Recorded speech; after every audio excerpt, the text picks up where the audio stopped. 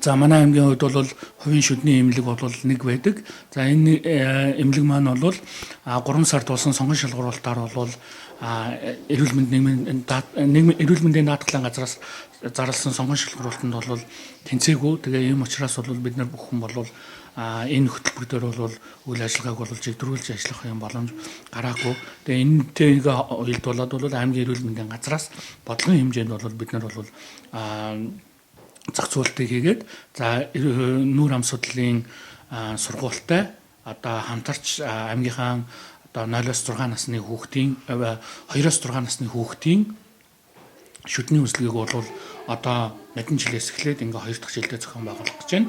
За зохион байгуулалтын гол юунд бол нүүр ам судлалын сургууль маань бол бид бүхэнд бол дэмжлэг үзүүлж оролцож байгаа. За нодон бол бид нар хийсэн үзлэгээр бол цэцэрлэгийн насны 2-6 насны 6500 гаруй хүүхдийг бол хамруулсан. За нийт хамрсан хүүхд маань бол нийт одоо тухайн насныхаа хүүхдийн бол 60 гаруй хувь нь бол болж байгаа. За үзлэгт хамрагдсан хүүхдүүд гэх юм бол 85 орчим хувийг бол бид бүхэн ингээд эрүүлжүүлсэн ингэсэн байгаа. Энэ бүх үйл ажиллагааг бол дэмжиж бол аймгийн орон нутаг хөгжилсөн сүмэр сумын засаг даргын тамгаан газар бол ингээд хамтарч ажилласан. Бүх одоо үзлэгийн хөрөнгө за шаардлагатай тоног төхөөрөмж бүх юмар бол ингэж хангаж ажилласан. За энэ жилийн үйл ажиллагаа бол бас дахиад ингээд 9 сард бол 9 сарын сүүлээр бол эхлэх гэж байна.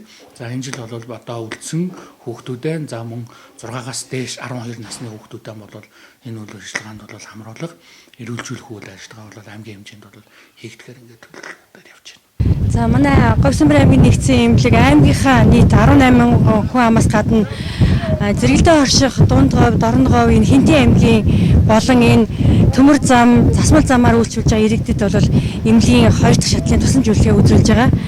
За эмнэлгийн тусламж үйлчилгээ үзүүлэхэд хамгийн гол бэрхшээлтэй юмнууд гэх юм бол манай аймгийн нэгдсэн эмнэлгийн тоног төхөөрөмжийн нэлээд дутагдaltaй. Жишээлбэл эрентгийн аппарат гэхэд аймгийн хэмжээндээ бол харалтгүй зөвхөн эрентгийн зураг авдаг аппараттай. За бусад онцлогооны лабораторийн аппаратууд бол бас эдлэгээний хугацаа дуусж байгаа учраас аливаа одоо орчин үеийн нөхцөлд бас нийцж өгөхгүй бэрхшээлтэй тал байна. Манай өрхийн эмнэлгийн хувьд бол 2018 оны 8 сараас эхлээд эрүүл мэндийн даатгалтай дөрвөн багцаараа гэрээ хийгдээд бол явж байгаа. За энэний үр ашиг мэдээж бид нарт өгдөлгүй яах вэ?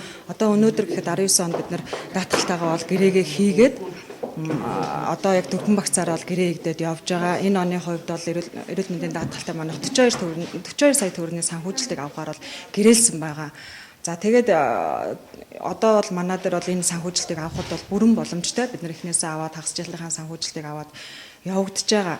За мэдээж хүндрэлтэй тал бол байлгүй яг уу. За яг манай бидний одоо тулгамж байгаа маш том асуудал бол тогтмол зардлын асуудал. Яагаад гэвэл манай өрхийн эмнэлэг би бас хэлсэн. Бусад өрхийн эмнэлгүүдийг бодох юм бол хоёр өрхийн эмнэлгийн хэмжээний манай өрхийн эмнэлэг бол хоёр хэсэгтэй нэг өрхийн эмнэлэг байгаа. Тэгэхээр хоёр өрхийн эмнэлгийн хэмжээний зардал манайхаас тогтмол зардлын зардал гардгаа гэсэн үг. Бусад өрхийн эмнэлгийг бодвол тэгэхээр энийгээ дагаад бидний тогтмол зардлын зардал маань маш өндөр гардаг. За одоо өнөөдрийн байдлаар хагас жилийн байдлаар ч биднээс тогтмол зардал дээр өртөө ийм байдалтай явагдаж байгаа. Тэгэхээр энэ асуудлыг бас орон нутгийнхаа удирдлагуудад бид нар хургуулчихсан. Энэ асуудлыг бас нааштай шийдэх болов гэдэг тал дээрээс яригдчих байгаа. Нэг энэ хүндрэлтэй тал байна. За бас нэг хүндрэлтэй тал маань юу гэдэг вэ гэхээр мэдээж ажил явуулахад бол ажилчдын цалин мөнгө гэдэг асуудлаас яригддаг зайлшгүй. Энэ асуудлыг энэ оны хувьд 19 оны хувьд бид нар яаж шийдсэн бэ гэхээр ерөөсөө даатгалынхаа санхүүжилтээр шийдсэн. Манай үндсэн санхүүжилтэн дээр даатгалын санхүүжилт орж ирээд тэр санхүүжилтээрээ бид нар ажилчдынхаа цалингийн нэмэгдлийг шийдсэн байгаа. Ягаад гэвэл 19 оны 1 сарын 1-ээс төрийн албан агчдын цалин нэмэгдсэн. Өрхийн эрүүл мэндийн төвүүдийн нэг иргэн ногдох норматив зардлыг нэмж өгөөгүйгээсээ болоод өрхийн эмнэлгийн ажилчдын цалин нэмэгдээгүй. Энээсээ болоод өрхийн эмнэлэгт ажиллах ажилчид маань буурч эхэлсэн. Ажилчид маань ажлаасаа гардаг болсон, гарах хүсэлтэд өгсөн манайд одоо бүр гарсан 2 совилогч байгаа.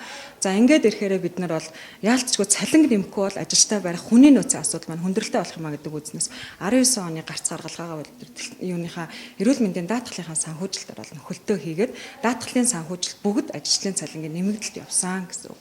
Тэгэхээр яалтчгүй нөгөө тогтмол зардал, урсгал зардал дээр маань үр өссөн ч гэсэн ийм байдалтай байж байгаа. Аймгийн засаг даргын бас хөтөлбөрийн хүрээнд бол манай аймаг дээр бол цус эрүүл бол бие эрүүл гэсэн хөтөлбөр бас хэрэгжиж байгаа. Энэ хөтөлбөрийн хүрээнд бол эрүүл мэндийн байгууллагад маань бүгдээрээ ажиллагдаж бол энэ хөтөлбөрт хамрагдаж бол цусны шинжилгээг бол авч, за энэ дээрээ бол одоо урьдчилан сэргийлэх үйлчлэгүүд болон шаардлагатай бүх шинжилгээнүүдийг авч юунуудаа иргэдээ бол одоо эрүүлжүүлэх арга хэмжээнд оруулдаг байгаа.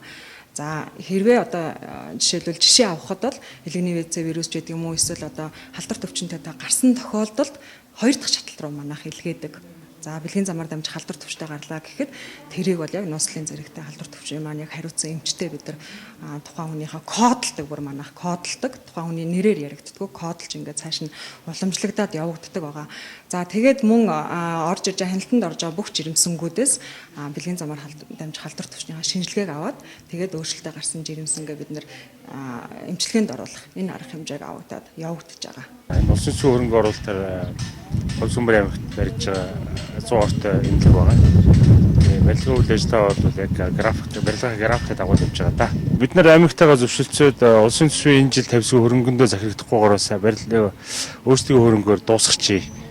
Тэгээд нэг 20 онд сая сайдад хүсэл тавиад хөрөнгийн тавиад өгөөч гэдэл явж байгаа. Гэрээгээр бол 3 жилийн хугацаанд 22 онд дуусгах ёстой. Гэхдээ бид нар 20 онд бол дуусгах төлөвлөлтөй ажиллаж байгаа. Ховсонбор аймгийн хэмжээнд бетоны үйлчил байдгүй юм байна. Тэгээд бид нар өөрсдөө юм явуулын үйлчил одоо авцраад ясварлуулад явж байна. Бэ өндөр хоёш. Тэргүүн часаа компаниг үүсгэх хэрэг.